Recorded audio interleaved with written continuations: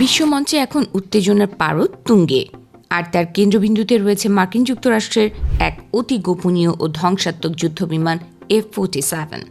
বিশ্বব্যাপী অস্ত্র প্রতিযোগিতার এই উত্তাপের মধ্যেই মধ্যপ্রাচ্যের অন্যতম প্রভাবশালী দেশ ইসরায়েল এখন চোখ রেখেছে খোদ আমেরিকার এই ছদ্মবেশী এবং রহস্যঘেরা ষষ্ঠ প্রজন্মের ফাইটার জেটের ওপর। যুক্তরাষ্ট্রের বর্তমান প্রেসিডেন্ট ডোনাল্ড ট্রাম্পের নামানুসারে নামকরণ করা এই যুদ্ধ বিমানটি আধুনিক সামরিক প্রযুক্তির এক অভূতপূর্ব বিস্ময়। বোয়িং কোম্পানির কারখানায় তৈরি হতে চলা এই ষষ্ঠ প্রজন্মের জেটটির প্রথম পরীক্ষামূলক উড্ডয়ন নির্ধারিত হয়েছে 2028 সালে, যা বর্তমানে বিশ্বের যে কোনো যুদ্ধ বিমানকে কার্যক্ষমতা ও রণকৌশলে পেছনে ফেলে দিতে প্রস্তুত। এই যুদ্ধ বিমানের গতি এবং মারক ক্ষমতা সাধারণ মানুষের কল্পনারও অতীত।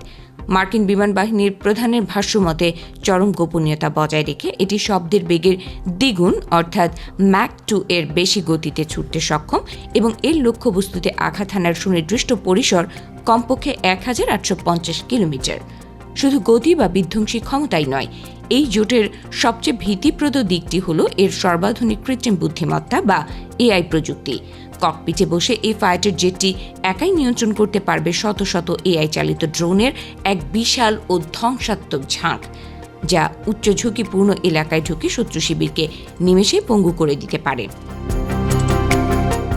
সামরিক ইতিহাস ঘাটলে দেখা যায় আমেরিকা অতীতে নিজেদের আকাশ আধিপত্য বজায় রাখতে তাদের পঞ্চম প্রজন্মের F-22 যুদ্ধবিমান অন্য কোনো দেশের কাছে বিক্রি করার ঘোর বিরোধী ছিল। কিন্তু বর্তমান ভূরাজনৈতিক জটিল পরিবর্তনের আভাস মিলতেই নড়ে চড়ে বসেছে তেল আবিব। কিন্তু প্রশ্ন হলো, ঠিক কী কারণে হঠাৎ এই যুদ্ধ বিমানের প্রতি এমন তীব্র আগ্রহ জন্মেছে ইসরায়েলের? এর উত্তর লুকিয়ে রয়েছে মধ্যপ্রাচ্যের উত্তপ্ত রণাঙ্গনে, যেখানে ইরানের সামরিক শক্তি এবং ইয়েমেনের হুথিদের উপস্থিতি ইসরায়েলের নিরাপত্তার জন্য এক বাস্তব ও প্রতিদিনের বড় চ্যালেঞ্জ হয়ে দাঁড়িয়েছে।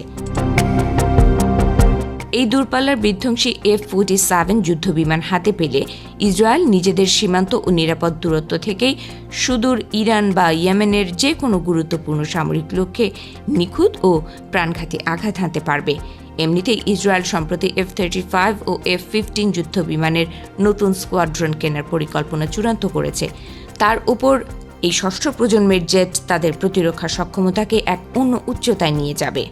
বিশ্ব রাজনীতির এই রুদ্ধশ্বাস খেলায় প্রযুক্তির এক নতুন দিগন্ত উন্মোচিত হচ্ছে, যা ভবিষ্যতে যুদ্ধের সংজ্ঞা চিরতরে বদলে দিতে পারে।